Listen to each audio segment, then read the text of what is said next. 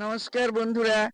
আজ আমি একটা নতুন জায়গায় চলেছি। আমার চ্যানেল হলো চলো ঘুরতে যাই। তা আমি বাড়ি থেকে বেরিয়ে গেছি, 10 মিনিট হয়ে গেল। আমি আমার সাউথ সিটি মলের কাছে আমার দুজন বন্ধু আছে, ওদেরকে তুলে নিয়ে আজ আমি যাচ্ছি নৈহাটি। আমি কিছুটা পরে আবার আপনাদের সঙ্গে কথা বলবো।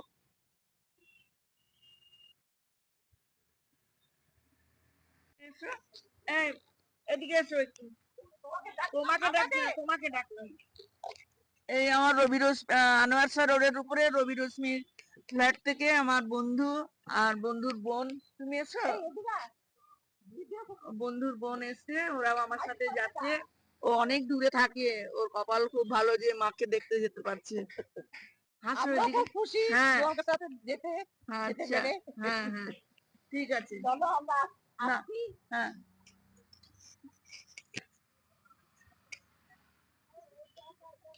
খুলে দিচ্ছে।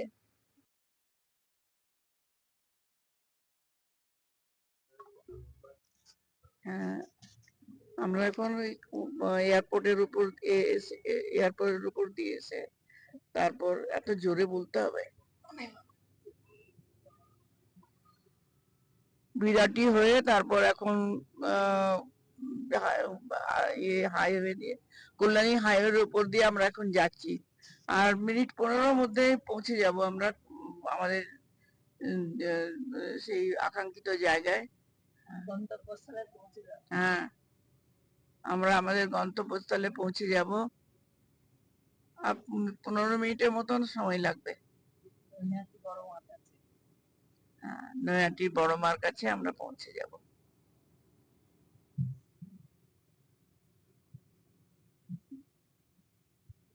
অনেক সুন্দর রাস্তা, পরিষ্কার পরিচ্ছন্ন, গাড়ি বেশ ধীরে। এখন গাড়ি বেশ স্মুথলি যাচ্ছে, আগের রাস্তাটা একটু খারাপ ছিল, তারপর কল্যাণী হাইওয়েতে পড়ার পর রাস্তাটা বেশ ভালো যাচ্ছে।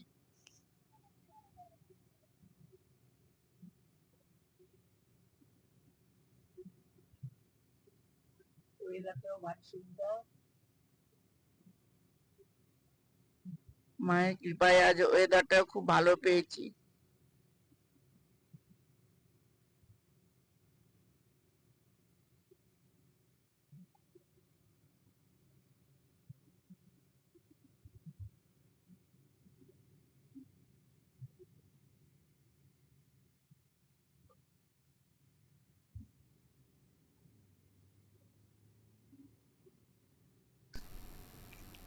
আমরা আজকে নৈহাটিতে বড় মার কাছে এলাম। বড় মা না ডাকলে তো আসতে পারতাম না, তাই আমরা অনেক সকালেই বেরিয়েছিলাম। তো 9টার সময় এদের মন্দির খোলা হয়, 9টার সময়। তো আমরা এখান থেকে একদম ডালা কিনে লাইনেই দাঁড়িয়ে গেছি। আহ, এখন অনেক ভিড় আছে, তবু আজকে বুধবার, যাতে উইকডে, ভিড়টা একটু তার তুলনামূলকভাবে কম।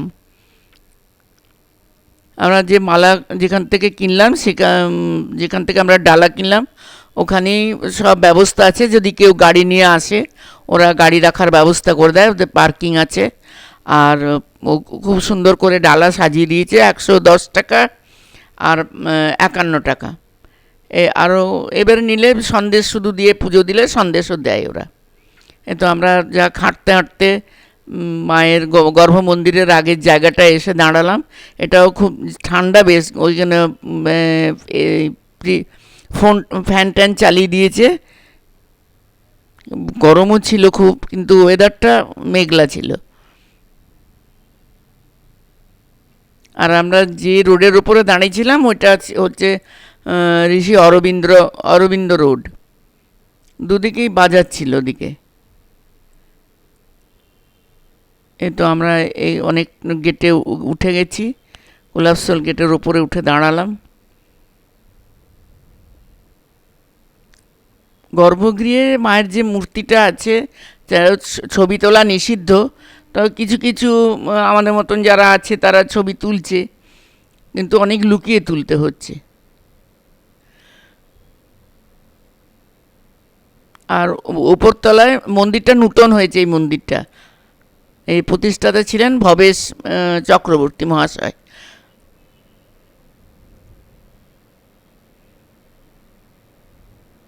উনি একজন সাধক ছিলেন, কিন্তু চাকরি বাকরিও আবার করতেন। ওনার যে ছোট ছেলের বউ, তার কাছ থেকে অনেক অলৌকিক ঘটনার কথা জানা যায়।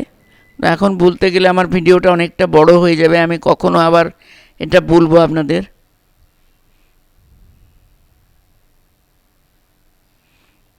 মা শালঙ্কারা প্রচুর গয়না পরে আছেন মা, আর চোখের তারা দুটোও সোনার, তার জন্য এত ঝলমল করে তাকিয়ে থাকা যায় না বেশিক্ষণ। 3-4 জন পুরোহিত মশাই পুজো করেন, তার জন্য ভিড়টা হতে পারে না, জায়গাটা হলটাও খুব বড়। আর যে পুজো ফুলের মালাগুলো পরিয়ে দেন, আর বক্সে যেখানে যে ডোনেশন বক্স আছে সেখানেই পুজোর প্রণামীটা দিতে হয়। তারপর আলতা সিঁদুর মোমবাতি একটা জায়গা আছে, সেখানে দিয়ে দেওয়া হয়। আর যে সমস্ত শাড়ি পরে সেগুলো সব গরিবদের জন্য দানে চলে যায়। মা খুব জাগ্রত, কত লোকে দণ্ডি দেয় এখানে, তারপর মানত শোধ করতে আসে। মা খুব জাগ্রত। মা হাঁটাচলাও করতেন। এই ওই ভবেশ চক্রবর্তী মহাশয়ের ছোট বউই বলছিলেন উনি হাঁটাচলা করতেন, অনেকেই দেখেছেন। এই যে এই ঘরটার মধ্যে ভোগ হয়, ভোগ ঘর এটা। তো ভোগ প্রতিদিন দেয় না সবাইকে, খালি শনি মঙ্গলবারে দেওয়া হয়। আর রাত অমাবস্যার দিন রাত্রে হয়, রাত্রি 9টার সময়। আর যারা ভোগ নিতে চায় তাদেরকে অনেকক্ষণ অপেক্ষা করতে হয় দুপুরের দিকে। ও পাতার ঠোঙায় করেই ভোগটা দেওয়া হয়। এখন অতটা জায়গা নেই যে সবাইকে বসে খাওয়াতে পারবে।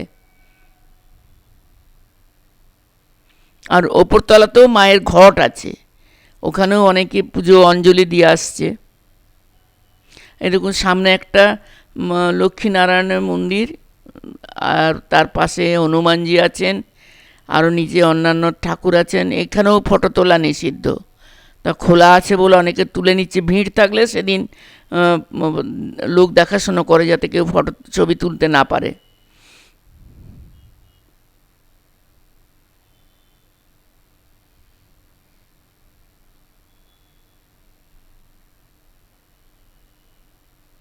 এলো, খুব সুন্দর মূর্তিটা, লক্ষ্মীনারায়ণের মূর্তিটা খুব সুন্দর।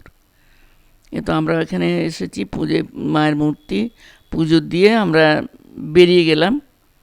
এইটা মায়ের আসল মূর্তি, বাইরের থেকে এটা দেখা যায় বেশি ভালো যে এটা একটা মন্দির। তাছাড়া এই রোডের ওপরে আরও 2-3টে কালী পুজো হয় কালী পুজোর সময়। আর যে মায়ের পট্টবস্ত্র বা ওড়না বা দোপাট্টা যেটা ওপরে দেয় ওরা, সেটা এখানে যে 2-3টে জায়গা আছে ওখানে বেঁধে দিতে হয়।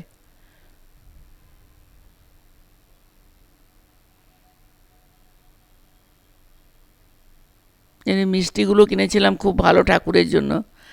আর পাশেও বড় দোকান ছিল, ওরাই আমাদের সব ফুলের মালা, আলতা সিঁদুর ওরাই প্যাকিং করে দিয়ে দিয়েছিল ডালার মধ্যে।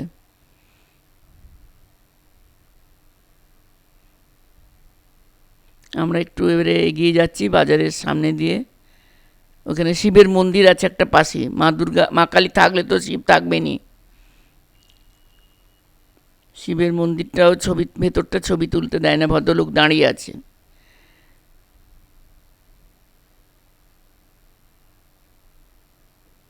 এই যে যেখানে সব পট্টবস্ত্র বেঁধে দিয়েছে, ওড়না টোড়নাগুলো।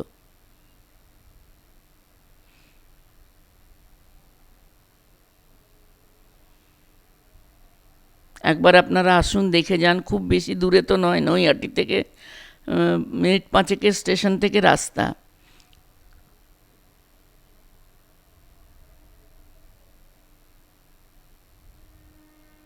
আমরা এবার একটু জলখাবার খেয়ে নিচ্ছি। এখানকার মিষ্টি খুব সুন্দর, রসগোল্লাগুলো ভীষণ ভালো।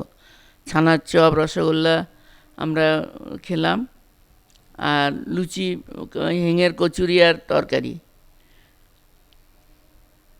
তারপরে একটু গঙ্গার দিকে যেতে যেতে যাচ্ছি।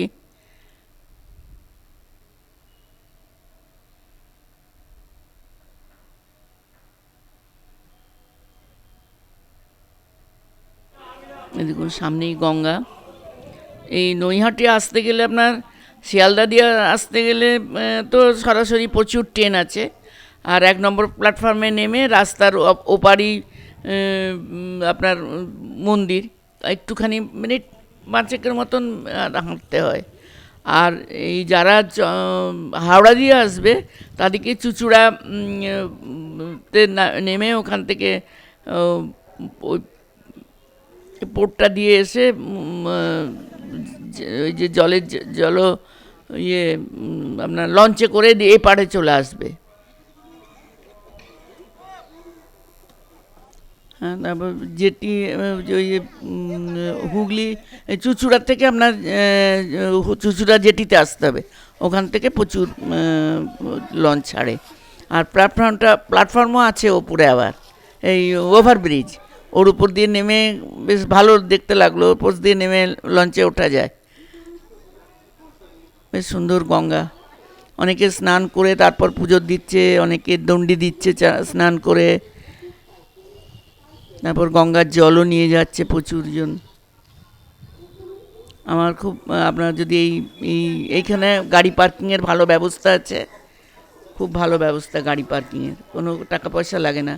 আপনাদের যদি এই মায়ের মূর্তি ছবি আমি যা ভিডিও পাঠালাম ভালো লাগে তাহলে লাইক দেবেন, সাবস্ক্রাইব করবেন যারা নতুন,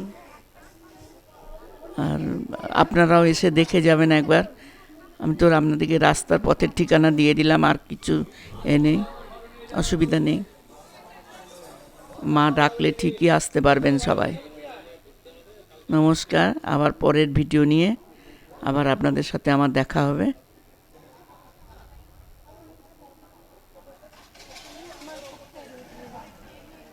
এইখান থেকে 2 মিনিট মায়ের মন্দির, এই গঙ্গার ধার থেকে। গঙ্গার পাড়টা কিন্তু বিসর্জনের জন্য মতনভাবে তৈরি করা আছে, ওই যে ঢালু আছে।